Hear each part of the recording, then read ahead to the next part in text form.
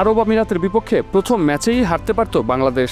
স্রেফ অভিজ্ঞতা আর গুরুত্বপূর্ণ ম্যাচে স্নায়ুচাপ ধরে রাখতে না পারায় পরাজিত হতে হয়েছিল ওয়াসিম খানদের। দ্বিতীয় টি-20তে আর শেষ রক্ষা হলো না। আরব আমিরাতের কাছে শেষ পর্যন্ত হেরেই বসল লিটন দাসের দল। নেইল বাইটিং ম্যাচে বাংলাদেশের ছুড়ে দেওয়া 206 রানের লক্ষ্য আমিরাত টপকে গেছে 1 বল ও 2 উইকেট হাতে রেখেই। শেষ কয়েক ওভারে পেন্ডুলামের মতো দুলতে থাকা ম্যাচে নাটকীয় মন নেয় শেষের আগের ওভারে। 2 ওভারে যখন প্রয়োজন 29 রান, প্রথম বলেই আলিশান সারাফুকে ফেরান শরীফুল ইসলাম। শরীফুলের 19তম ওভার থেকে আসে 17 রান।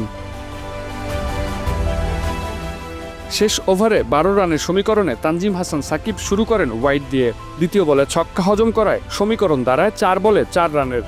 পরের বলেই উইকেট নেন তানজিম। চতুর্থ বলে আসে 1 রান। পঞ্চম বলটি হয় নো। শেষ বলে দৌড়েই 2 রান নিয়ে আরব আমিরাতকে অবিস্মরণীয় এক জয় উপহার দেন ক্যারিয়ারের দ্বিতীয় টি-20 খেলতে নামা হায়দার।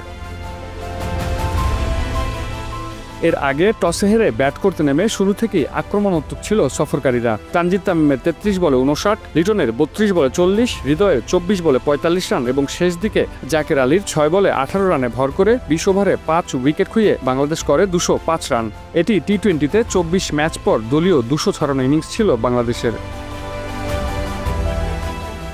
206 রানের লক্ষ্যে ব্যাট করতে নেমে শুরু থেকেই দাপট দেখায় আমিরাত। অধিনায়ক মোহাম্মদ ওয়াসিমের 82 রানের ফলেই মূলত জয় সহজ হয়ে যায় আমিরাতের।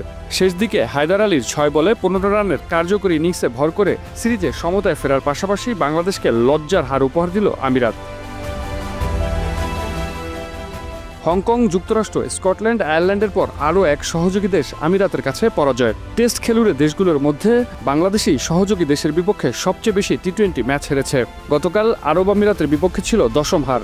সহযোগী দেশের মধ্যে বাংলাদেশ স্কটল্যান্ডের কাছে 3, নেদারল্যান্ড এবং যুক্তরাষ্ট্রের কাছে 2টি এবং সংযুক্ত আরব আমিরাত এবং হংকংয়ের বিপক্ষে হেরেছে 1টি করে ম্যাচ।